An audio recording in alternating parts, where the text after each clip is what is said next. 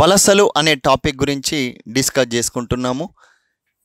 So ఇది అన్ని రకాల పోటీ పరీక్షలకు, ముఖ్యంగా యూపీఎస్సి నుండి మొదలుకొని ఏపీపీఎస్సి, టీఎస్పీఎస్సి, ఈ విధంగా ప్రతి ఒక్కరికి ఉపయోగపడే migration. Okay, migration, not migraine. ఈ పాఠం వింటే ఉన్న మైగ్రేషన్ మీకు తొలగిపోతుంది, మైగ్రేన్ కూడా తొలగిపోతుంది. మీరు ఈరోజు చదువు కోసం వేరే ప్రాంతాలకు వెళ్ళారనుకోండి, చదువు నిమిత్తం, అది కూడా వలసనే. వలస అంటే ఏదో మొత్తానికి ఇంటి వాళ్ళందరూ కలిసి అక్కడ వెళ్ళి షిఫ్ట్ అవ్వడం కాదు, పెట్టేవన్నీ సర్దుకొని. వలస అంటే మైగ్రేషన్ అనేది చాలా రకాలుగా ఉంటుంది, అది చెప్పుకుందాం. అయితే వ్యక్తులు ఒక జన్మస్థానం నుండి బర్త్ ప్లేస్ నుండి గమ్యస్థానానికి, డెస్టినేషన్ ప్లేస్కు తాత్కాలికంగా లేదా టెంపరరీ ఆర్ పర్మనెంట్, శాశ్వతంగా స్థానభ్రంశము చెందడాన్ని డిస్ప్లేస్మెంట్ లేదా లొకేషన్, వారి నివాస లేదా రెసిడెన్స్ని మార్పు చెందడాన్ని ఏమంటాము? మైగ్రేషన్ అని చెప్పేసి అంటాం. మరి వీటి గురించి అధ్యయనం చేసిన వారు ఎవరెట్ లీ, అతని పేరేంది? ఎవరెట్ లీ ఒకటి. ఇంకొక వ్యక్తి రావెన్స్టీన్.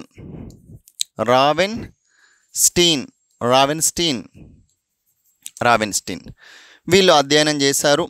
మరి జన్మస్థలం నుండి గమ్యస్థానానికి తాత్కాలికంగా లేదా శాశ్వతంగా ఒక పని నిమిత్తం స్థానభ్రంశం చెందటం అన్నాము. వీటన్నిటికి సంబంధించి మరి కారణాలు చూసినట్లయితే సామాజిక, ఆర్థిక, అనేక రకాలైన కారణాలు అనేటివి ఉంటాయి. మానసిక కారణాలు కూడా ఉంటాయి. మానసికంగా కూడా కొందరు హైదరాబాద్ పంపిణీని లేదంటే బెంగళూరు పంపిణీ సాఫ్ట్వేర్ అనుకుంటాడే, ఎన్నడన్నా ఒకనాడు సెట్ అవుతాడు. హైదరాబాద్ పంపిస్తే అందరితో పాటు ఇంత కలిసి తిరిగి, ఎక్కడున్నాడమ్మా నీ బిడ్డే అంటే, ఉన్నదమ్మా అంటే హైదరాబాద్లో ఉంటున్నా, ఓకే మంచి అబ్బాయికి పెళ్ళి చేసి ఇవ్వండి అంట. ఇది కూడా ఒక రకమైన మానసిక అంశమే. హైదరాబాద్లో ఉంటే హైదరాబాద్లో ఉన్న అతన్ని పెళ్లి చేసుకోవచ్చు, అక్కడే సాఫ్ట్వేర్ చేసేటోని అని చెప్పేసి అదొక కథ. అయితే చాలాసార్లు ఈ ఆతిథ్య దేశాలు ఏదైతే హోస్ట్ కంట్రీస్ ఎవరైతే ఉన్నారో, గెస్ట్ కంట్రీస్, ఈ హోస్టులుగా వెళ్ళిన వాళ్ళని అంత సులభంగా సహజంగా స్వీకరించవు.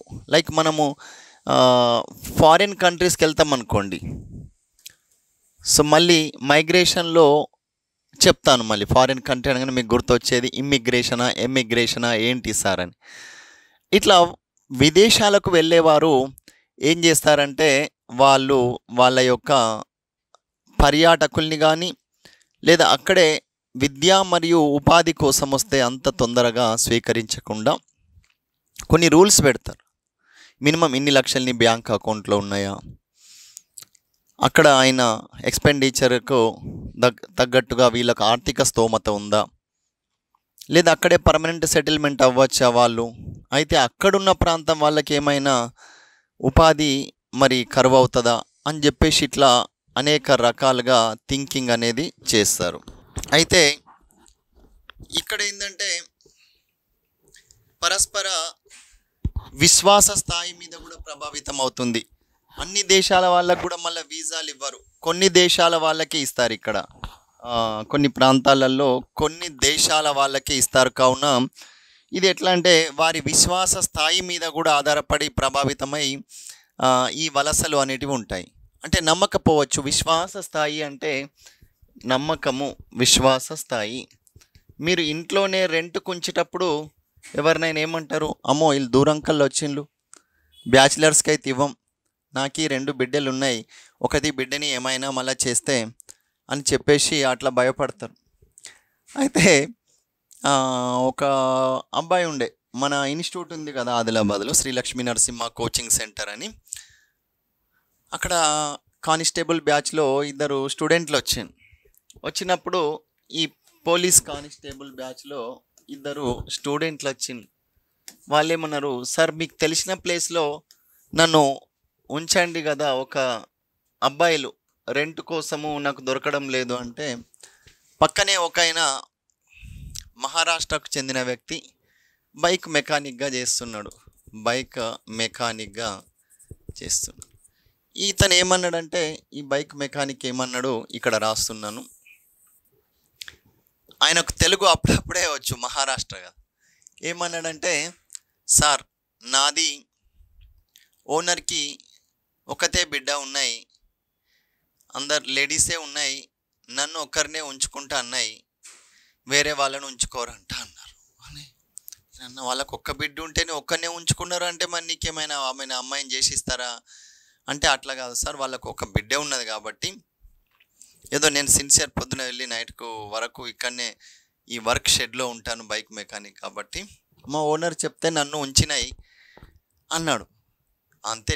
నేనేమనుకున్నా అంటే, ఒకదే బిడ్డ ఉన్నాయి, నన్ను ఒక్కరినే ఉంచినాయి అంటే ఆ ఒక్క బిడ్డ కోసం నిన్ను ఉంచినాయా అనుకున్నా. కాదు, మళ్ళీ ఇంకా ఇద్దరు అబ్బాయిలు వస్తే అక్కడ డిస్టర్బ్ చేస్తాయి, అందుకోసం మళ్ళీ ముందే పిల్లలు బాగా యాక్టివ్ ఉంటారు కదా ఈ కాలం అని చెప్పేసి ఇవ్వము అని అన్నారు. సో ఇది కథ అన్నమాట. సో అందుకోసమని విశ్వాసం మీద కూడా వలసలు వెళ్ళిన ప్లేసులలో కూడా మీరు ఎట్లాంటి రకరకాలుగా ఉంటారు, కొందరు అబ్బాయిలు కొందరు అమ్మాయిలు మాస్టారు.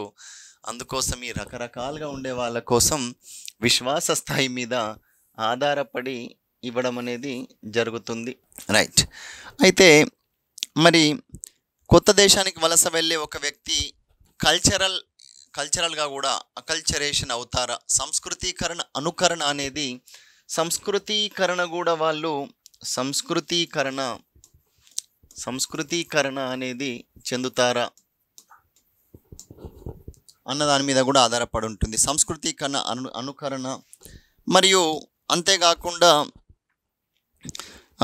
వాళ్ళు సంస్కృతీకరణతో పాటు భాషా అవరోధాలు, ఇంటి బాధలు మరియు ఒంటరితనం ఇట్లాంటి సవాళ్ళను ఎదుర్కోవాల్సి వస్తుంది. ఒంటరితనం అయితే ఈ ఒంటరైన గుండెల్లో వీళ్ళు ఒంటరిగా ఉండే అవకాశం ఉంది కాబట్టి ఈ ఒంటరితనం నుండి కొంచెం భయాలు అనేటివి ఉంటాయి. దయ్యాలు కావు, భయాలు ఉంటాయి. ఒక్కరుంటే దయ్యం, కొందరికి దయ్యం పడుతుందేమన్న భయం కూడా ఉంటుంది. మళ్ళీ భాషా అవరోధం కూడా భాష చాలా కలర్ వస్తున్నాయి పెన్నులు. భాష అవరోధం కూడా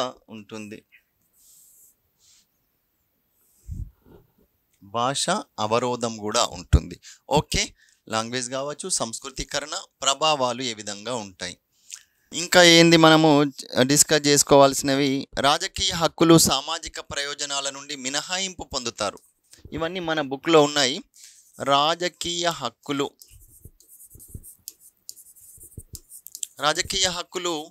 విదేశీయస్తులకు ఎందుకు ఇస్తాం? మనం ఇవ్వం కదా, రెసిడెంట్ అయితేనే ఇస్తాము.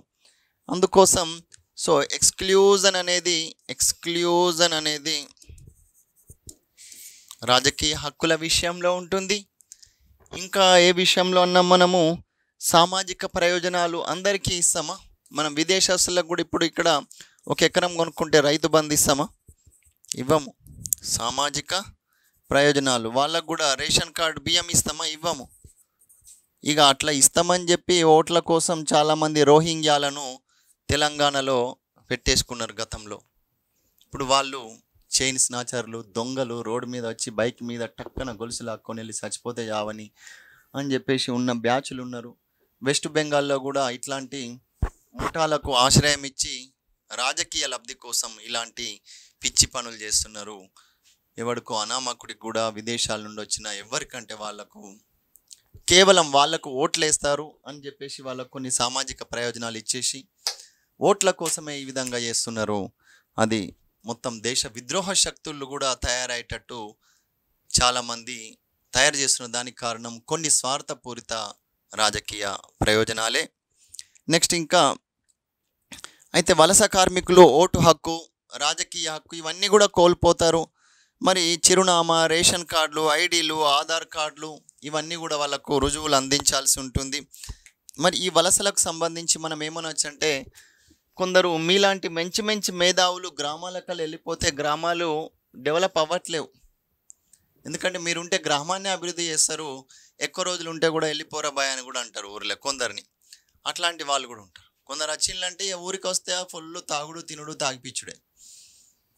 ఇంకా కొందరు పోతే అయితే సిన్సియర్, ఇక బస్ స్టాండ్లో దిగిన నుంచి ఇంటికి పోయేదాకా ఏందే మంచున్నావా నాన్న ఎప్పుడు వచ్చినావు అని అంటారు మీలాంటి వాళ్ళు నాలాంటి వాళ్ళు. అయితే ఇక్కడ మరి బ్రెయిన్ డ్రైన్ అంటారు. బ్రెయిన్ డ్రైన్, బ్రెయిన్ డ్రైన్,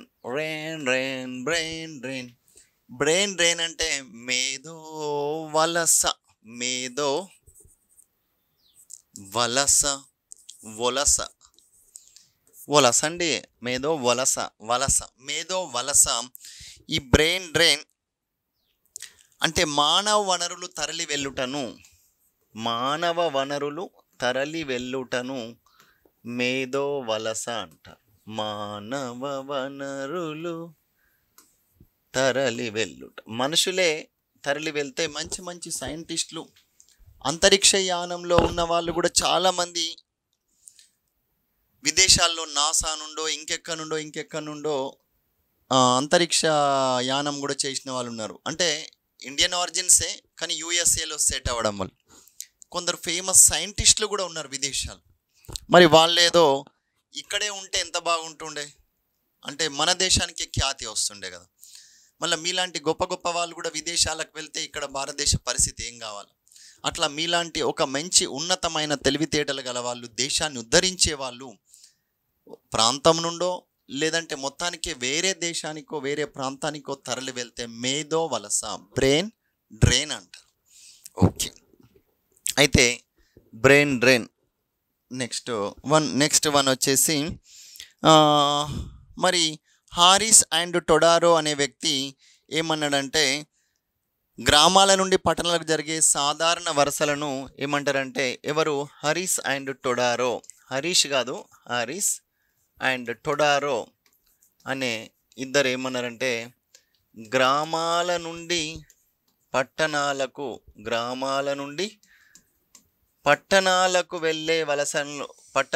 వెళ్ళే వలసల గురించి ఈయన అధ్యయనం చేసిండు కాబట్టి హరీస్ టొడారో వలసలు అని కూడా అంటారు. So rural to urban migration సంబంధించి. మరి స్టెప్ మైగ్రేషన్ అంటే ఇక్కడ వలసలలో రకాలలో మనం గమనిస్తే ఇది అయిపోయింది కదా. ఇంకా types of migration. Step migration అంటే చిన్న పట్టణాల నుండి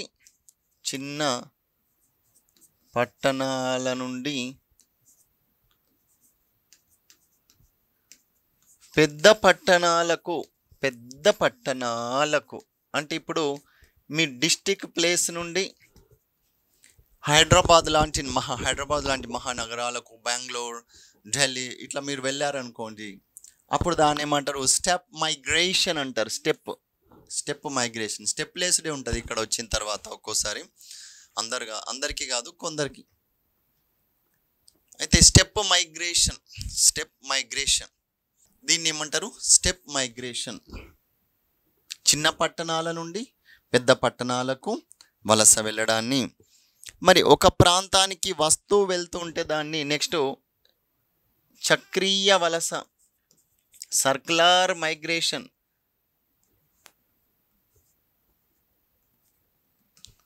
ఒక ప్రాంతానికి వెళ్ళడము, మళ్ళీ రావడము, మళ్ళీ వెళ్ళడము, మళ్ళీ రావడము, ఇలా అంటే ఒక వ్యక్తి ప్రతి నిత్యము ఉపాధి నిమిత్తము ఒక ప్రాంతానికి వలస వెళ్ళి రావడము, లేదా కొన్ని నెలలుండి రావడము పోవడము. మీరు వాయిదా పడ్డప్పుడు అలా గ్రూప్ 1 గ్రూప్ 2 అని హైదరాబాద్ రావడము వెళ్ళడము, అది కూడా చక్రీయ వలస కింద వస్తాయి రియల్గా. అయితే ఇక్కడ చక్రీయ వలస అంటే ఏంటి? చక్రీయ వలస అంటే ఒక ప్రాంతానికి వస్తువు వెళ్తుంటే దాన్ని చక్రీయ వలస అంటారు. ఒక ప్రాంతానికి కొందరు చాలామంది బిజినెస్ చేసే వాళ్ళు కూడా ఒక 2 days కోసము ఒక మాల్ కోసమో ఎక్కడికో ఒక సిటీకి వెళ్ళి కొనుక్కొని మళ్ళీ వాళ్ళ జన్మస్థానానికి వెళ్ళి అక్కడ వాటిని అమ్మి మళ్ళీ ఇక్కడికి వచ్చి కొనుక్కొని మళ్ళీ ఇలా, ఇది కూడా చక్రీయ వలస. దీంట్లో కూడా తాత్కాలిక వలస ఉంటుంది. తాత్కాలిక వలస చక్రీయలనే కాదు, జనరల్గా కూడా కొందరు శాశ్వత వలసలు కూడా ఉంటాయి. తాత్కాలిక వలస అంటే ఏంది? టెంపరీ, ఒక 3 నెలలు 6 నెలలు సంవత్సరము, మళ్ళీ ట్రాన్స్ఫర్ అయిందనుకోండి, లేదా అతనికి ప్రమోషన్ వచ్చింది, ఇంకో ప్లేస్కి వెళ్ళారు, అతను ఉండే సిటీ నుండి ఒక మండలానికి డైలీ జాబ్ కోసం వెళ్తున్నాడు, government or private or anything, temporary. శాశ్వత వలస అంటే దీనికి కారణాలు ఉంటాయి, కారణాల గురించి చెప్పుకుందాం. మరి వలసలకు గల కారణాల గురించి చెప్తాను. Push factors and pull factors అని ఉంటాయి. నెట్టివేత కారకాలు, పుల్ ఆకర్షణ కారణాలు అని చెప్పేసి మొత్తము 2 రకాలుగా ఉంటాయి. Okay, right. ఇది దేనికి సంబంధించి? వలసల గల కారకాలు. అయితే ఒక ప్రాంతానికి వలస వచ్చిన వారిని ఏమంటారు? సో ఇక్కడ ఇమ్మిగ్రెంట్స్ అనగా దీనికి సంబంధించి మనం ఇంటర్నేషనల్ వెబ్సైట్లు చూద్దాము. ఒక ప్రాంతానికి వలస వచ్చిన వారిని, ఇక్కడికి వలస వచ్చారు, ఐ అంటే ఇన్కమింగ్ కాల్ అంటే వచ్చిన కాలే కదా, రైట్. మరి ఎమిగ్రెంట్స్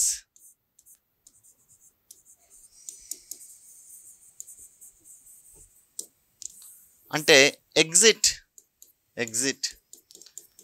ఒక ప్రాంతం నుండి ఇంకో ప్రాంతానికి వలస వెళ్ళిన వారు ఎగ్జిట్. Out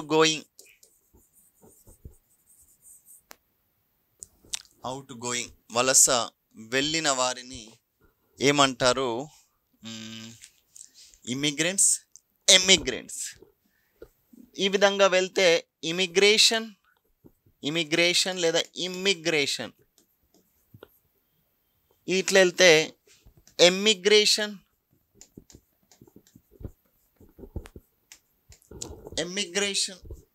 okay, right. అయితే మరి ఇలా చెప్పినాం కదా, మరి కారకాల గురించి కూడా చెప్పుకొని డాటా చెప్పుకుందాం. మీకు కంటిన్యూగా డాటా అంటే భయం పడుతుంది అంటే ఈ పుల్ అండ్ పుష్ ఫ్యాక్టర్ చెప్పే ముందు ఒక డాటా చెప్తాం. అయితే భారతదేశంలో వలస వెళ్ళిన వారు 30.7 కోట్ల మంది. భారతదేశంలో కొంత డాటా చెప్దాము, దత్తాంశాలు. 30.7 కోట్ల మంది వలస వెళ్ళినారు. వలసలు ఇక్కడ ఓవరాల్గా ఇండియాలో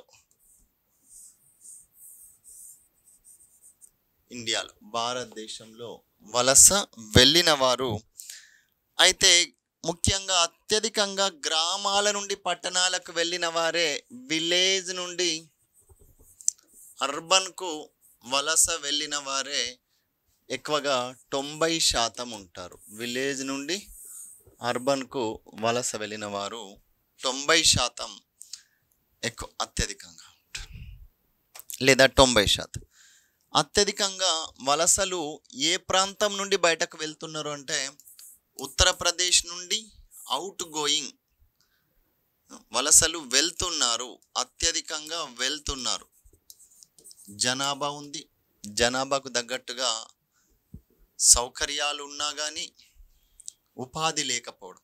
ఉపాధి కూడా అక్కడ ఎక్కువగా అన్స్కిల్డ్ లేబర్స్ ఉన్నారు. ఇక్కడికి వచ్చి మళ్ళీ మహారాష్ట్ర, తెలంగాణ, కర్ణాటకలో స్కిల్డ్ జాబ్ చేస్తున్నారు. ఏం స్కిల్డ్ అంటే ఈ ceiling work, electrician work, tiles work. నిజంగా గ్రేట్. మన వాళ్ళు చేయొచ్చు అవి, కానీ వాళ్ళు మేము స్కిల్ ఉండమని చెప్పేసి చేస్తున్నారు. నెక్స్ట్ మహారాష్ట్రకు ఎక్కువగా వలసలు వెళ్తున్నారు. మరి ఏ రాష్ట్రానికి ఎక్కువగా వెళ్తున్నారు? ఏ రాష్ట్రానికి వెళ్తున్నారు అంటే మహారాష్ట్రకు ఎక్కువగా వస్తున్నారు, మహారాష్ట్రకు వెళ్తున్నారు.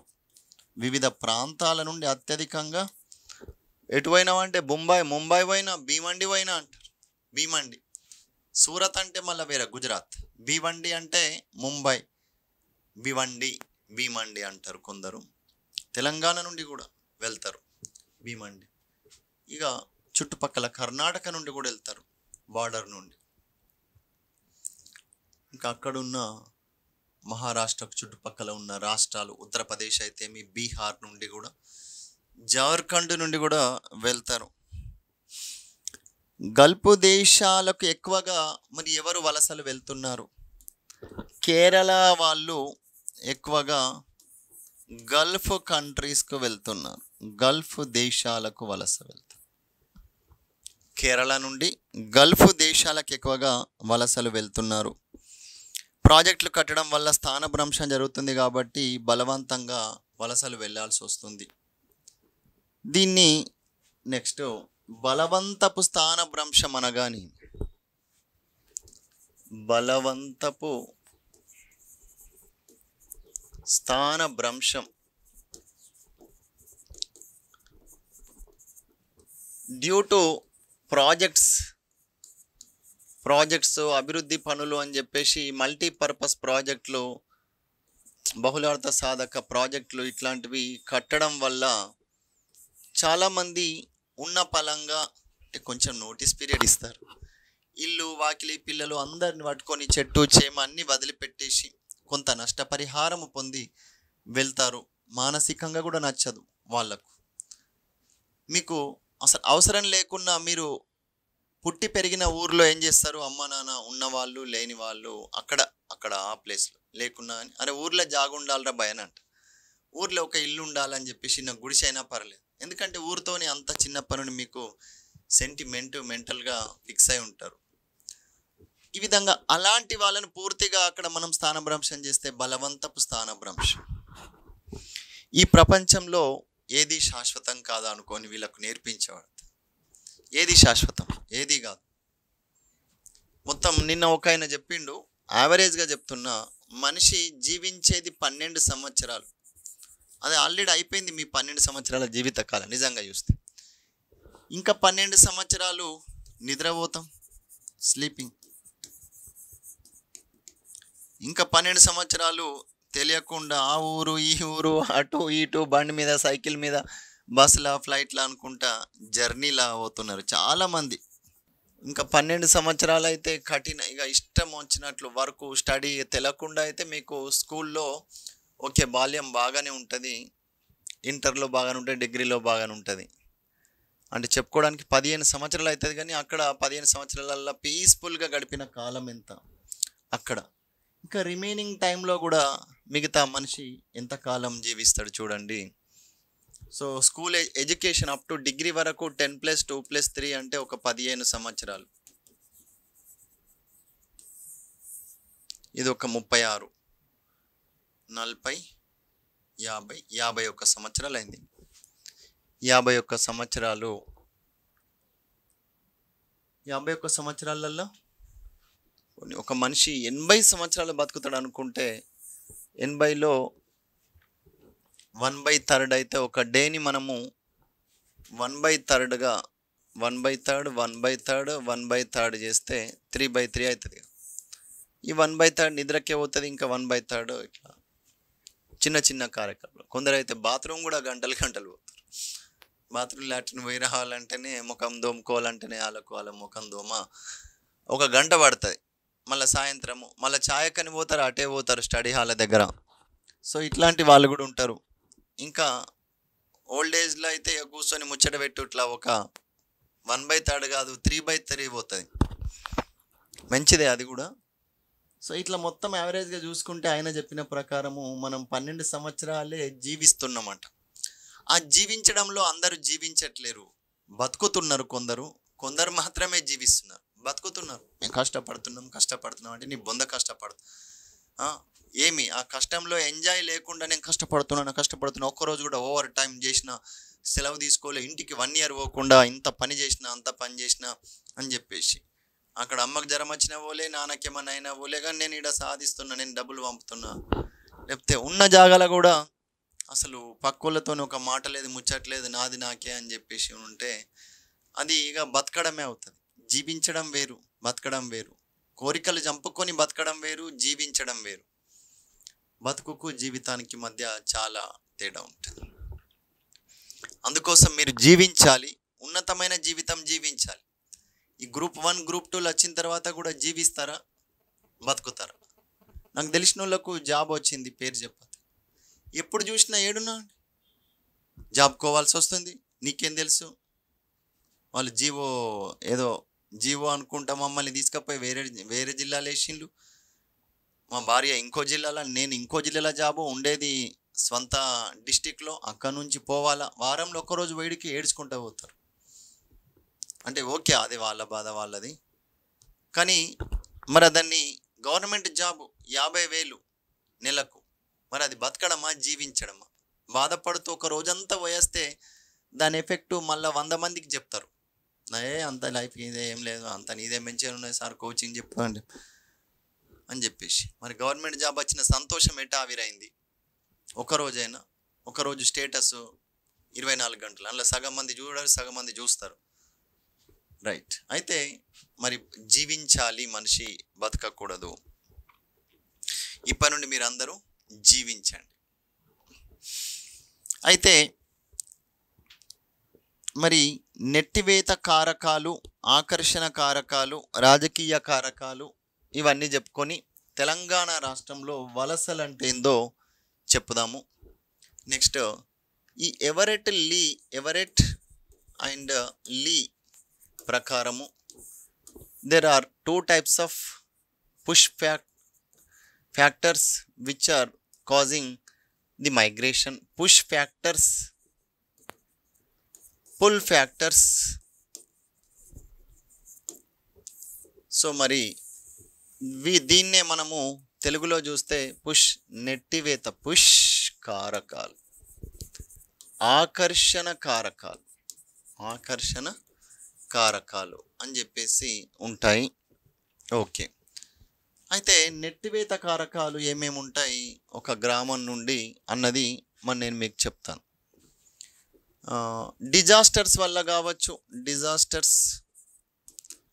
వరదలు వచ్చినప్పుడు ఆ పొలం ఎప్పుడు మునిగిపోతూనే ఉన్నది, వాగొడ్డుకున్నది, నది ఒడ్డుకు లేదా వాగు ఒడ్డుకున్నది, తీర ప్రాంతంలో ఉన్నది, వరదలు వచ్చినప్పుడల్లా మునిగిపోయింది. నీ అమ్మ జీవితం ఇదేందని చెప్పేసి మొత్తానికి దాన్ని అమ్మేసి ఊర్లో ఎంతో కొంతకు బయటకు వచ్చి ఏదైనా బిజినెస్ పెట్టుకుంటే మొత్తానికి ఆ ప్రాంతం నుండి, అంటే అక్కడ నుంచి వాళ్ళ నెట్ వేయడానికి reason disaster. And next thing is, ఈ డిజిటల్ బోర్డు మీద ఎక్కువ చెప్పాలంటే కూడా రేడియేషన్ ప్రాబ్లంతో ఆఫ్లైన్ బాగా చెప్పొచ్చు, కానీ ఆన్లైన్లో చెప్పాలంటే మాత్రం ఒక్కనే ఇట్లా 4 గోడల మధ్యలో 4 కర్టెన్స్ బంధించేసుకొని చెప్పాల్సి ఉంటుంది. అందుకోసమే ఆఫ్లైన్ చాలా బెటర్. అయితే ఇది కూడా ఒక రకమైన బతుకుడే అని చెప్పచ్చు.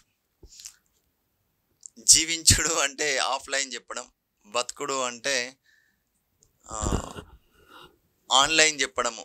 ఆన్లైన్లో కూడా మళ్ళీ జీవించవచ్చు. ఎప్పుడు లైవ్ క్లాసులు ఉంటే లేదా లైవ్ లేకపోయినా కూడా మైండ్ని ట్యూన్ చేసుకొని చెప్పాల్సి ఉంటుంది, నన్ను నేనే, ఏ ఫ్యాకల్టీ అయినా. అయితే ఈ డిజాస్టర్స్లలో మళ్ళీ ఇంకేంటి, హయ్యర్ ఎడ్యుకేషన్ కావచ్చు, బెటర్ హెల్త్ ఫెసిలిటీస్ కోసమని కావచ్చు, తర్వాత బెటర్ ఎకనామిక్ కండిషన్స్ మనం మెరుగుపరుచుకోవాలి అంటే అక్కడ ఉన్న ఆపర్చునిటీస్ ఎక్కువగా ఉంటాయి. మరియు ఏమంటాము, అల్ప ఉద్యోగిత ఉన్న ప్రాంతం, అల్ప ఉద్యోగిత అనగా తక్కువ వేజెస్, తక్కువ సాలరీలు ఉండడం వల్ల, వేతనాలు ఉండడం వల్ల ప్రాబ్లం అవుతుంది. కాబట్టి ఎక్కువ వేతనాలు దొరుకుతాయి అని నాకున్న స్కిల్కు నేను ఇంకో ప్రాంతంలో వెళ్ళి చెప్తే, ఇప్పుడు నేను ఓన్లీ ఆదిలాబాద్లో ఉన్నా అనుకోండి, నెలకు 30,000 40,000 సంపాదించవచ్చు. అదే హైదరాబాద్కు వస్తే ఇంకెక్కువగా సంపాదించవచ్చు. సో దీన్ని మన అల్ప ఉద్యోగిత కారణంగా ఇంకొక ప్రాంతానికి తరలి వెళ్ళడం, ఇంట్లో ఉండి కూడా డిజిటల్ బోర్డు పెట్టుకొని సంపాదించవచ్చు, అది వేరే.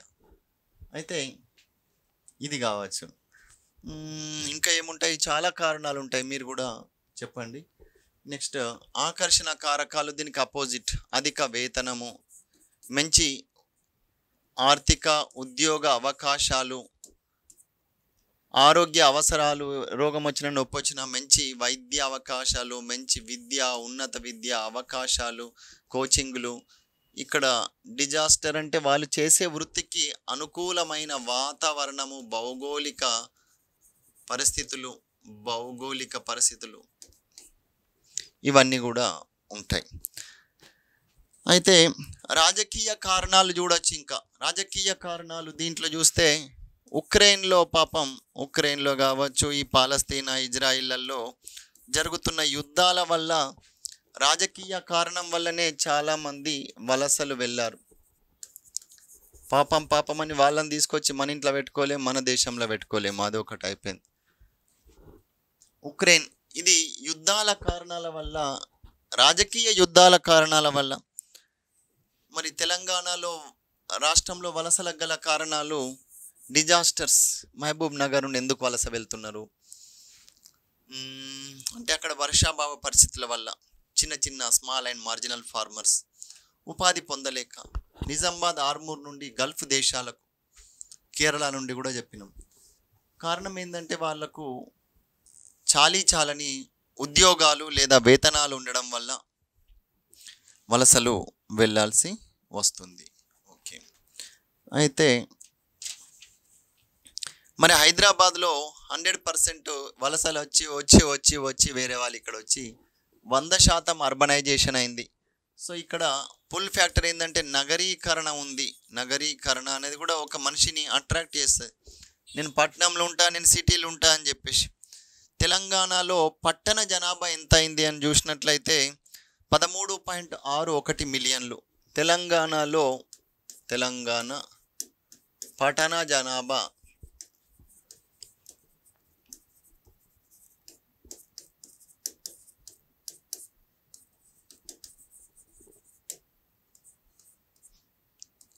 13.61 మిలియన్లు లేదా 13 మిలియన్ల పట్టణ జనాభా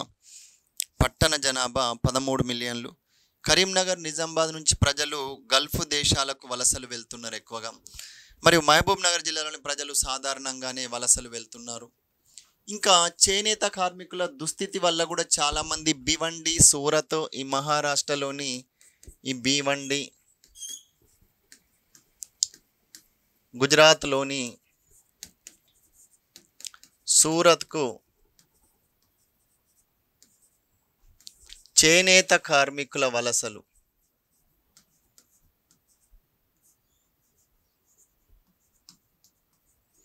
సిరిసిల్ల, సిద్దిపేట, నల్గొండలోని కొన్ని ప్రాంతాలు, మహబూబ్ నగర్లో నుండి కూడా, నారాయణపేటలో గతంలో కూడా చాలానే ఉండే కదా ఇవన్నీ. ఏది వీవర్స్. అయితే అఫ్కోర్స్ ఇప్పుడు మనము వీవర్స్కు ఇక్కడనే మంచి టెక్స్టైల్ సిటీస్గా మార్చినాం తెలంగాణలోని ప్రముఖ ఇందాక చెప్పుకున్న పట్టణాలను. ఇంకా ఇంపోర్ట్స్ ఎక్కువ, ఇంకా వేరే రాష్ట్రాల నుండి మన దగ్గరికి వచ్చే అవకాశాలు మనం పెంచినాము. సో అది బెటరే. అయితే నెక్స్ట్ ఇంకా మనము పాలమూరులో లేబర్స్, రైట్, ఇది అయిన తర్వాత సంక్షేమ పథకాలు, దీని రిలేటెడ్గా మళ్ళీ చెప్దాము. మరి ప్రభుత్వాలు తీసుకుంటున్న చర్యలు ఏంది అని అంటే, తెలంగాణ ప్రభుత్వం చేసిన మంచి పని, కేటీఆర్ చొరవ తీసుకొని Telangana overseas man power company, Telangana overseas విదేశాలకు, ముఖ్యంగా గల్ఫ్ దేశాలకు అందరికీ వెళ్ళే వాళ్ళ ఈ మ్యాన్ పవర్కు కంపెనీ ఏం చేస్తున్నామంటే, ఇక్కడ మనము ఆ విదేశస్తుల్ని ఏమంటున్నాం, మా దగ్గర రిజిస్టర్ చేసుకోండి. నా దగ్గర నుండి, నా రాష్ట్రం నుండి వెళ్ళిన ఎవరైనా అక్కడ ఏదైనా బాధల పాలైతే, అనుకోకుండా వాళ్ళని ఉద్యోగాలకు తీసేసినా, బతికినా, చనిపోయినా, కరోనా వచ్చినా, వాళ్ళని మేము కలిసి కాపాడుకొని మా స్వదేశాన్ని తెచ్చుకోవడము. అక్కడ వాళ్ళకి ఎవరైనా దళారులు మోసం చేయకుండా కూడా ఇక్కడనే మనము ముందే ఈ దళారుల బారిన పడకుండా డైరెక్ట్ అక్కడికి వెళ్ళి, అయ్యో జాబు లేదు, నేను ఇంత దూరం వచ్చినా అని ఏం చేసుకోకుండా ఇక్కడ మనము షూరిటీ కల్పిస్తున్నాం. ఇది మాసబ్ ట్యాంక్లో మాసబ్ ట్యాంక్లో ఉంది. మసబ్ ట్యాంక్లో ఉంది ఇది మసబ్ ట్యాంక్. అయితే లక్డీ కపూల్ చుట్టుపక్కల అని ఎగ్జామ్లు అడిగితే మాసబ్ ట్యాంక్ కానీ కదా దగ్గర ఫ్లైఓవర్ కింద అక్కడ ఉంటుంది. లక్డీ కపూల్ అని కూడా ఇస్తే అది కూడా రాయొచ్చు. దీని ద్వారా విదేశాలకు వెళ్ళే వాళ్ళకు ఉద్యోగ భద్రత కల్పిస్తున్నాము. మరి ఇప్పుడు చట్టాల గురించి నిరాశ్రయుల గురించి చెప్పుకుందాము. అయితే ఏమిటి ఈ చట్టాలు, నిరాశ్రయులు, సంక్షేమ పథకాలు ఇవన్నీ కూడా చెప్పుకుందాము. అయితే ఇదైంది. పాలమూరు లేబర్స్ మీద రాసిన పుస్తకాలు చూస్తే పాలమూరు గోస, వలస బతుకు చిత్రాలు. పాలమూరు లేబర్స్ మీద చిత్రం వచ్చింది. పాలమూరు అంటే ఉమ్మడి మహబూబ్ నగర్ని మనం ఏమనేవారు, మహబూబ్ నగర్ని పాలమూరు అంటారు. ఈ లేబర్స్ మీద వచ్చిన చిత్రం పాలమూరు గోస. మరి ఇది మనకు దొరుకుతుందేమో చూద్దాం ఆన్లైన్లో. మళ్ళీ మనం సినిమాలు పెట్టుకొని చూద్దాం. పాలమూరు గోస, వలస బతుకు చిత్రాలు.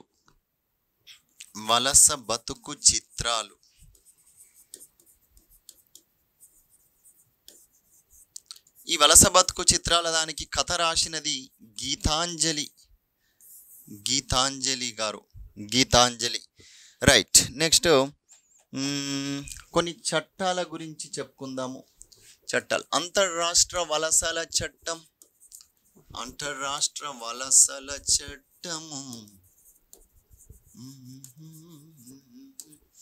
నేను నానని అంతర్రాష్ట్ర వలస చట్టాలు అంతర్రాష్ట్ర వలస వెళ్ళొద్దని 1976. వెట్టి చాకిరీ నిషేధ చట్టం మనం చెప్పినాం 1976. బాండెడ్ BOUN బాండెడ్ లవర్ కాదు. అయితే 1976 ఇండియన్ కమ్యూనిటీ వెల్ఫేర్ ఫండ్, ఇంగ్లాండ్లో పనిచేసే భారతీయుల కోసం భారతదేశ రాయబార కార్యాలయము వారికి మనము నిధిని ఇస్తాము. దాన్ని ఇండియన్ కమ్యూనిటీ వెల్ఫేర్ ఫండ్ అంటాం. ఇండియన్ కమ్యూనిటీ వెల్ఫేర్ ఫండ్ ఇంగ్లాండ్లో పనిచేసే భారతీయుల కోసం భారతదేశ రాయబార కార్యాలయం వారు వీరికి ఈ నిధిని ఇస్తున్నాము. మన అంబాసిడర్ ఏదైతే మన ఎంబసీ ఉంటుందో వాళ్ళు. ప్రవాస భారతీయ బీమా యోజన,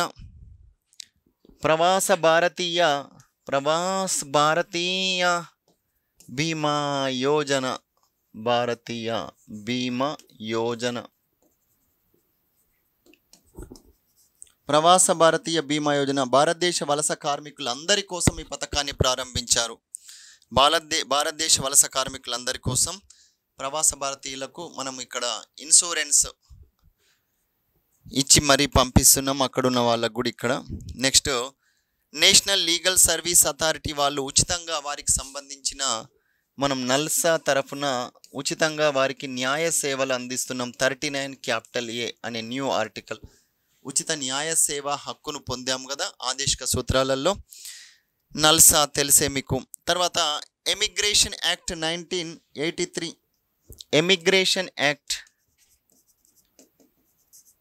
ఎమిగ్రేషన్ యాక్ట్ దాంట్లో మనము వలస వెళ్ళే వారి కోసం కొన్ని నియమ నిబంధనలు 1983 మన దేశమైంది. ఈ పథకం ద్వారా వలస కార్మికులందరి దగ్గర ఒక ఏజెంట్ 1500 రూపాయలు మాత్రమే తీసుకోవాలి.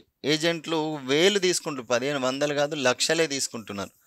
1500 రూపాయలు మాత్రమే తీసుకోవాలి ఏజెంట్లు వాళ్ళని పంపడానికి అని చెప్పేసి. అప్పుడు మనం ఈ వలసలు తగ్గించాలి అని అంటే మరి ఏం చేయాలి? వలసలు ఆపాలి అంటే వలసలు నిరోధక చర్యలు లేదా నియంత్రణ చర్యలు.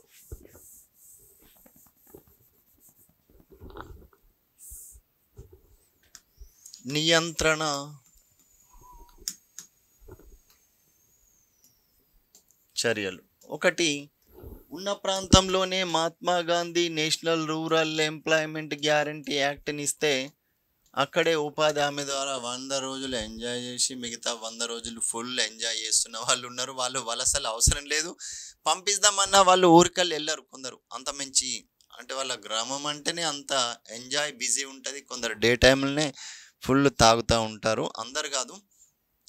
అదే చెప్తున్నాను.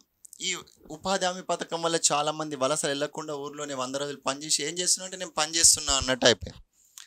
మనం కూడా చాలామంది కొందరు హైదరాబాద్కి వచ్చి 15,000 నెల ఖర్చు పెడతారు, కానీ చదువుకుంటున్నా చదువుకుంటున్నా అని చెప్తారు. ముగ్గురు బండ్ల మీద తిరగడం కూడా ఇక్కడ ఫ్యాషన్. అది కూడా పోనీ నీ డిస్టిక్లో ఒక్కరోజు ఎక్కడనో ఊర్లో తిరిగినో పని మీదనో ఎంజాయ్. ఇక్కడికి వచ్చి కూడా చాలామంది ఎందుకంటే మరి ఎంజాయ్ కూడా చేయాలి కదా అంటారు. ఊరికే చదువుకుంటుంటే ఎట్లా అని అంటారు. ఊరికే కాదు, మామూలుగా వాళ్ళు చదువుకున్న గంటలు కూడా లెక్క పెట్టచ్చు. చాలా మంచి వాళ్ళు ఉంటారు. అట్లాంటి వాళ్ళే చాలా క్లెవర్ నేషనల్ టాపర్లు అయిన వాళ్ళు కూడా ఉన్నారు ఆఫ్ కోర్స్. అయితే ఇది ఉపాధి హామీ పథకంలో అక్కడ 100 రోజులు తీరు, ఇక్కడ 365 రోజులలో ఈ 100 రోజులు చదువుతారు, 100 రోజులు వెళ్ళొస్తారు ఇక అటు ఇటు. అయితే ఇదైన తర్వాత పుర అనేది మనకు తెలిసే providing urban amenities in rural areas. మనము ఎవరు మన అబ్దుల్ కలాం గారు 2005లో తీసుకొస్తే ఈ పథకం సక్సెస్ అయింది ఆఫ్ కోర్స్. ఇంకా మళ్ళీ మనం ఇప్పుడు ఏం చేస్తున్నాము, స్మార్ట్ సిటీస్ ఇట్లాంటివి కూడా అంటే ఉన్న ప్రాంతాలని అక్కడ మౌలిక వసతులు ఏర్పాటు చేసి కొన్ని క్లస్టర్లను ఏర్పాటు చేసి అక్కడ ఏం చేస్తున్నామంటే కొన్ని మండలాలకు ఒక క్లస్టర్ లాగా అదే ప్రాంతంలో ఒక ఇండస్ట్రీ కావచ్చు అట్లాంటివి ఏర్పాటు చేసి ఇంకా పట్టణాలకు వెళ్లకుండా అక్కడనే ఉపాధి అవకాశాలు కల్పిస్తున్నాం. ఇది కూడా రాసుకోవచ్చు. 1 డిస్టిక్ 1 ప్రొడక్ట్ వల్ల కూడా ఉన్న ప్రాంతంలోనే వారి గిరాకీ ఉన్న ఓ ప్రోడక్ట్ని ఎక్కువ మొత్తంలో ప్రొడక్షన్ చేసి వాటిని విదేశాలకు అమ్మాలి అంటే ఉన్నవారికి అక్కడ ఫుల్ పని అనేది మనం సృష్టించవచ్చు. ఎస్, ఇది కూడా వన్ ఆఫ్ ది ఈ స్కీమ్ ఆల్సో. ఇది కూడా this scheme also indirectly stopping the migration. Okay, next one మనము భారత్ నిర్మాణ్, గ్రామీణ ప్రాంతాలు అభివృద్ధి చెందాలని చెప్పేసి భారత్ నిర్మాణ్ అని చెప్పేసి 2005లో ఈ డిసెంబర్ 16 రోజు ప్రారంభించిన ఈ 2005 డిసెంబర్ 16 రోజు ప్రారంభించిన భారత్ నిర్మాణ్ స్కీమ్ ఏంటంటే గ్రామాల అభివృద్ధి. గ్రామాలే మన భారతదేశానికి పట్టుకొమ్మలు, ఆయువు కొమ్మలు. గ్రామాలు ఆయువు పట్టుగా నిలిచినాయని అంటున్నాం కదా. ఈ గ్రామాలే అభివృద్ధి చేయాలి. అప్పుడు గ్రామాలని ఎప్పుడైతే మౌలిక వసతులు అన్ని రకాల ఫెసిలిటీస్తోని మరి వారికి అక్కడ మార్కెట్ యార్డులు ఏర్పాటు చేసి మద్దతు ధరలు ఇస్తూ గ్రామీణ ప్రాంతాల్లో మరి ఏ ఇండస్ట్రీ పెడితే ఆ సూటబుల్గా అక్కడ ఏం చేయాలి ఏం కథ అన్ని రకాల గ్రామాలను మనము వారి నీడ్స్ ఆధారంగా నీడ్ బేస్డ్గా అక్కడ సర్వే చేసి రీసెర్చ్ చేసి వారికి అవసరాలు తీర్చి మరి ఆ ప్రాంతంలో వలసలు ఎందుకు వెళ్తున్నారు, వెళ్లకుండా వారికి లోకల్లో ఏం స్థాపించాలి ఏం చేయాలి అని చెప్పేసి కుటీర పరిశ్రమల ఏర్పాటు నుండి మొదలుకొని ముద్రా లోన్స్ లాంటివి కూడా చిన్న చిన్న వాటి నుండి పెద్ద వాటికి ఇస్తున్నారు కాబట్టి ఉన్న ప్రాంతంలోనే డెవలప్ చేయొచ్చు. ఇట్లాంటివి కూడా ముద్రా లోన్స్. మళ్ళీ ఇంకా ముద్రా లోన్స్ కూడా వానికి వస్తుంది, దీంట్లో చెప్పుకోవచ్చు మనం. అయితే ఇది ఇట్లా అయిన తర్వాత ఇంకా ఆత్మనిర్భర్ భారత్ అభియాన్ అని చెప్పేసి మనము ఈ వలసలు వచ్చిన తర్వాత ఆత్మనిర్భర్ భారత్ అభియాన్ ఇది మనం స్కీమ్స్ దాంట్లో చెప్పుకుంటా అన్నాము. ఇప్పుడే దీని గురించి చెప్తాను. ఆత్మనిర్భర్ భారత్ అభియాన్ దీని గురించి స్పెషల్గా మనకు దీని వెబ్సైట్ చూపించి చెప్తాను. మళ్ళీ ఈ ఆత్మనిర్భర్ భారత్ అభియాన్ ద్వారా ఏం చేస్తారు అంటే ఇక్కడ ఏంది సెల్ఫ్ ఎంపవర్మెంట్ సాధించాలి. మన ప్రాంతంలోనే మనము అక్కడ అందరికీ ఉపాధి అవకాశాలు కల్పించాలి. అందుకోసము అక్కడ ఉన్న theme based, product based industry ఏదైతే ఉందో వాల్యూ బేస్డ్ ఆ డిమాండ్ బేస్డ్ ప్రొడక్ట్స్ని అక్కడనే తయారు చేయించి ఆ ప్రాంతంలోనే వారికి అక్కడక్కడ ఉపాధి అవకాశాలు మెరుగుపరచడం కోసము Atmanirbhar Bharat. Make in India కూడా భారతదేశంలోనే అన్ని తయారు చేస్తే అక్కడ మనము ఇంకా విదేశాల నుంచి వస్తువుల దిగుమతి తగ్గడం ఒకటి, మనమే ఎగుమతి చేసే విధంగా తయారవడం ఒకటి. తర్వాత ప్రధానమంత్రి గరీబ్ కళ్యాణ్ అన్న యోజన, ప్రధానమంత్రి గరీబ్ కళ్యాణ్ అన్న యోజన ద్వారా ముఖ్యంగా చాలా యూజ్ అయింది ఇది కరోనా కాలంలో. 80 కోట్ల కుటుంబాలకు ప్రతి నెల 80 కోట్ల కుటుంబాలకు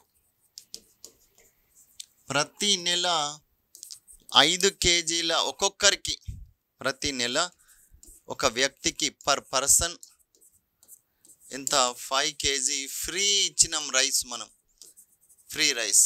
ఇప్పటికి కూడా ఈ స్కీమ్ ఇంకా కంటిన్యూ చేస్తున్నారు. మరి కొన్ని ప్రాంతాల్లో గోధుమలు కావచ్చు, 1 కేజీ కందిపప్పు నవంబర్ 20 వరకు అప్పుడు మనం కరోనా కాలంలో ఇస్తే మళ్ళీ దాన్ని ఎక్స్టెండ్ చేస్తూ వచ్చింది. ఇప్పుడు గెలిచే వరకు ఎక్స్టెండ్ చేసిండ్రు, గెలిచిన తర్వాత కూడా ఎన్డీఏ ప్రభుత్వం ఎక్స్టెండ్ చేసింది.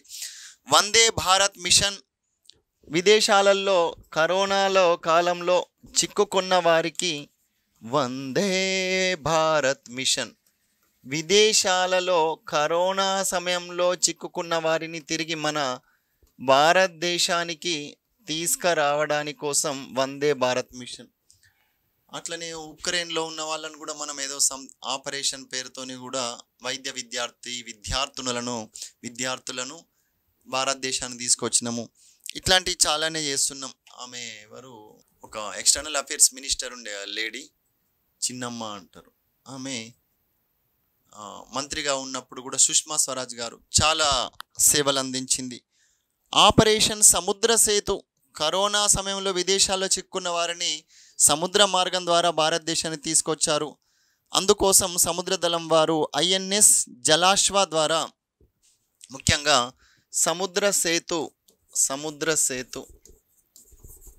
ఆపరేషన్ సముద్ర సేతు ఆపరేషన్, ఇక్కడ ఇండియన్ నావల్ సర్వీస్ జలాశ్వ అనే ఈ నౌక ద్వారా మాల్దీవ్స్లో నుండి చిక్కుకున్న వారిని కూడా మాల్దీవుల నుండి మనం ఏం చేసినాము, మన భారతదేశానికి తీసుకొచ్చినాము. ఇది కూడా వలస కాలంలో కరోనా కాలంలో వలస బాధితులకు. మరి గరీబ్ కళ్యాణ్ రోజ్గార్ యోజన 116 జిల్లాలలో గరీబ్ కళ్యాణ్ రోజ్గార్ యోజన ప్రకారం 116 జిల్లాలలో ఐడెంటిఫైడ్ అండ్ సెలెక్టెడ్ డిస్ట్రిక్ట్లలో 125 డేస్ పని కల్పించారు, అదనంగా పని కల్పించారు. గరీబ్ కళ్యాణ్ రోజ్గార్ అంటే ఇది రోజ్గార్, ఎంప్లాయ్మెంట్ కల్పించడము. ఎక్కువగా ఒరిస్సా, మధ్యప్రదేశ్, ఉత్తరప్రదేశ్, రాజస్థాన్, ఒరిస్సా, ఉత్తరప్రదేశ్, మధ్యప్రదేశ్, రాజస్థాన్, జార్ఖండ్ ఇక్కడ నుండి ఎక్కువగా వలస వెళ్ళిన వాళ్ళందరికీ అదే ప్రాంతాలలో 125 రోజుల అడిషనల్ వర్క్ కూడా ఇచ్చి ప్రభుత్వము వాళ్ళ కోసం రూపాయలు 50,000 కోట్లు ఖర్చు పెట్టి ఉన్న ప్రాంతాల్లోనే ఎంతో కొంత పని చూయించి వారిని వలస ఇక్కట్ల నుండి బాధల నుండి కాపాడినారు. మరి ప్రధానమంత్రి స్వానిధి పథకం, ముఖ్యంగా PM స్వానిధి మీకు తెలిసే, మనం స్కీమ్స్లలో కూడా ఎక్స్ప్లెయిన్ చేసినాం కాబట్టి, స్ట్రీట్ వెండర్స్ ఆత్మ నిర్భర్ నిధి ఇలా ఉంటుంది పేరు, N capital and IDHI small. Street vendors Atma Nirbhar నిధి వీధి వ్యాపారుల కోసం కూడా 10,000 రూపాయల రుణ సౌకర్యం ఇచ్చింది. మళ్ళీ 10,000 మనం కట్టినప్పటికీ మనం చూసినప్పటికీ 10,000 కొందరు కడతారు, కొందరు ఎగబెట్టేస్తారు. స్ట్రీట్ వెండర్స్ కోసం మనము ID కార్డ్స్ కూడా ఇచ్చినాం. వీళ్ళందరి కోసం 2020 జూన్ 1 వరకు వ్యాపారం చేసిన వారికి 2020 జూన్ 1 వరకు గతంలో ఈ ID కార్డు ఉండి ఈ తోపుడు బండ్ల మీద లేదంటే అక్కడనే స్ట్రీట్ మీద కూర్చొని చిన్న చిన్న కియోస్కులు వేసుకొని వ్యాపారం చేసిన వారందరికీ మనం ఇవ్వడం జరిగింది. రూపాయలు 10,000 రుణ సౌకర్యం ఇచ్చారు. అయితే ఇట్లాంటి రుణాలు అత్యధికంగా తీసుకున్న వాళ్ళు ఎవరు ఉంటారు మనకు తెలుసే కదా, తెలంగాణనే ఉన్నది అత్యధికంగా భారతదేశంలోనే కరోనా కాలంలో. అయితే ఈ PM స్వానిధి అయిన తర్వాత నెక్స్ట్ వన్ వచ్చేసి మనము నిరాశ్రయుల కోసం గ్లోబల్ రెఫ్యూజీ ఫోరం అని చెప్పేసి 2019లో global refugee forum was established in the year 2019 for international migrants. So global refugee forum అనేది కూడా గ్లోబల్ రెఫ్యూజీ ఫోరం. మళ్ళీ ఐక్యరాజ్య సమితి ఏం చేసింది, ఇంటర్నేషనల్ కమిషన్ ఫర్ రెఫ్యూజీస్ అని చెప్పేసి UNO, international commission for refugees, it was created in 1950, in the year 1950. And మళ్ళీ ఇంకోటి, ఇక మిగతా స్కీమ్స్ అన్ని మనం స్కీమ్స్లో చెప్పాము, కానీ జస్ట్ ఊరికే చూడండి. పిఎం ఉజ్వల యోజన కింద కూడా ఏం చేస్తున్నారు అంటే వలస వాళ్ళకు కావచ్చు, అందరికీ అక్కడ ఉన్న వాళ్ళకు గ్యాస్ సిలిండర్లు ఉచితంగా ఇచ్చారు నిరుపేదలకు.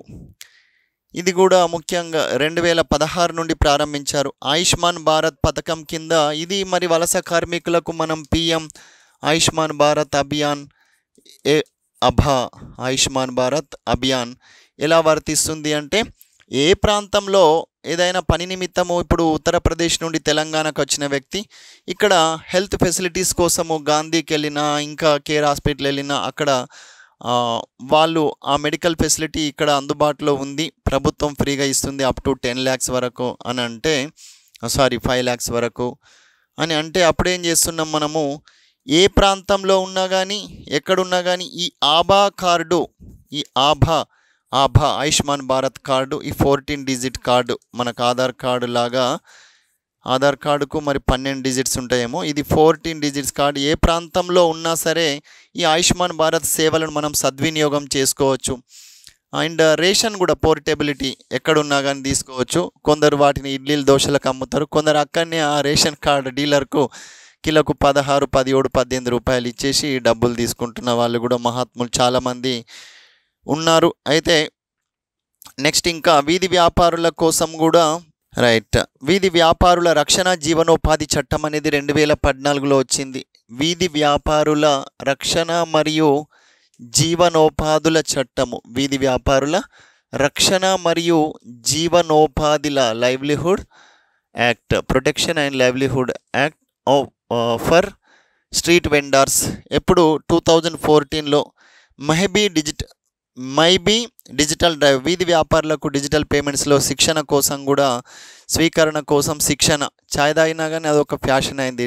ఒక్కోసారి జేబులో 100 రూపాయలు ఉండట్లే, ఫోన్పే అని చెప్పేసి స్కాన్ చేయడము, కొట్టేయడము. ఇంకా ఇప్పుడే ఒక స్టూడెంట్ వచ్చిండు, ఆయనకు మెసేజ్ వచ్చింది, ఒక 200 రూపాయలు ఉంటే పంపరా అని చెప్పేసి. అంత ఈజీ అయిపోయింది ఇప్పుడు డిజిటల్ పేమెంట్స్ చేయడం వల్ల. మళ్ళీ 200కు లెక్క ఉండదు. ఇంకా బీటెక్ చేసే వాళ్ళకైతే 1000 రూపాయలు కొట్టు మామ అంటే ఇంకా దానికైతే అసలే లెక్క ఉండదు. మళ్ళీ తిరిగి వాళ్ళు వీళ్ళకి కొడతారు, ఆపదలో ఉన్నప్పుడు చాలా ఆదుకుంటారు. అయితే maybe digital drive aspirational district program ద్వారా కూడా ఈ 112 జిల్లాలను ఎంపిక చేసి ఆస్పిరేషనల్ డిస్ట్రిక్ట్స్లో భాగంగా పట్టణీకరణ అభివృద్ధి కార్యక్రమాలను కూడా రూపొందించారు నీతి ఆయోగ్ వాళ్ళు. అయితే నెక్స్ట్ ఇంకా మనము మిస్ చేసింది ఏది అంటే గరీబ్ కళ్యాణ్ రోజ్గార్ యోజన అయింది. ఒకటి ఇంకా 2 చెప్పేసి ఈ one nation one ration card ఇందాక చెప్పినాము. 1 నేషన్ 1 రేషన్ కార్డ్ అని చెప్పేసి. సో ఏ ప్రాంతంలో ఉన్నా కానీ ప్రధానమంత్రి ఆవాస్ యోజన కూడా అక్కడ ఉన్న వాళ్ళ కోసము ఇల్లు కట్టిస్తున్నారు. ప్రధానమంత్రి ఆవాస్ యోజన, ప్రధానమంత్రి జీవన్ జ్యోతి బీమా యోజన. అయితే ఈ కార్మికులకు సహజ లేదా ప్రమాదవశాత్తు మరణము, వైకల్యం పొందినా కానీ ప్రయోజనాలు మనం స్పెషల్గా స్కీమ్స్ పాఠంలో చెప్పుకుంటాము. అయితే ప్రధానమంత్రి Shram Yogi Maandhan pension scheme, Shram Yogi Maandhan pension scheme కూడా, దీన్ని కూడా మనం స్కీమ్స్లో డిస్కస్ చేశాము. ప్రధానమంత్రి జన్ ఆరోగ్య యోజన ఇందాకనే పిఎం అజయ్ చెప్పినాము. తర్వాత ఈ శ్రమ్ పోర్టల్, వీటి గురించి మళ్ళీ మనం వెబ్సైట్ చూపిస్తూ మీకు ఈ శ్రమ్ పోర్టల్లో మనము చెప్పినాము. ఇంకోసారి కూడా ఈ శ్రమ్ పోర్టల్ ద్వారా కార్మికులందరికీ ఎక్కడున్నా సరే ఇక్కడ ఐడి కార్డ్ ఇచ్చి ఆన్లైన్లో వాళ్ళకు ఒక డిజిటల్ ఐడి ఇస్తున్నాం. అలా రిజిస్టర్డ్ కాబడ్డ వాళ్ళకి ఏం చేస్తున్నామంటే మంత్లీ పెన్షన్ నుండి మొదలుకొని ఇట్లాంటి ఫెసిలిటీస్ అన్నీ కూడా వాళ్ళకి పిఎఫ్, ఈఎస్ఐ లాంటివి ఏ ఫెసిలిటీస్ ఉన్నా కానీ ఈ ఐడి కార్డు చూపిస్తే ఎక్కడైనా భారతదేశంలో వారు సేవలను పొందవచ్చు. ఇది ఉపాధికి సరి అయిన ఆధారంను మరియు సామాజిక భద్రతను కూడా ఇక్కడ సోషల్ సెక్యూరిటీని ఈ శ్రమ్ పోర్టల్ ద్వారా అందిస్తున్నామని చెప్పవచ్చు మనము. It is a social security scheme and ఇది ఆధార్తోని సీడ్ చేస్తారు. మళ్ళీ సెంట్రల్ డేటాబేస్డ్ స్కీమ్, ఇది సెంట్రల్ గవర్నమెంట్తోని కూడా అనుసంధానించబడి ఆ రాష్ట్రం వాళ్ళతోని కూడా కనెక్ట్ కాబడి దీన్ని చాలా బ్యూటిఫుల్గా రూపొందించారు ఈ పోర్టల్ని. ఓకే, దీని మీద అవేర్నెస్ కార్యక్రమాలు కూడా గ్రామాల్లో చేసి చాలామందిని ఎన్రోల్ చేసి ఐడీస్ ఇప్పించడం అనేది జరిగింది. మళ్ళీ వలస కార్మికుల కోసం నేషనల్ పాలసీ అనేది కూడా తీసుకొచ్చారు. సో ఇది వలసలకు సంబంధించిన అంశము. ఇంకా దీనికి సంబంధించి క్లియర్గా ఈ స్కీమ్స్ని నేను మీకు వెబ్సైట్ చూపిస్తూ ఎక్స్ప్లెయిన్ చేస్తాను. దీనికోసం ప్రత్యేకంగా ఒక 20 నిమిషాలు మళ్ళీ తీసుకుందాము. Okay, thank you for watching.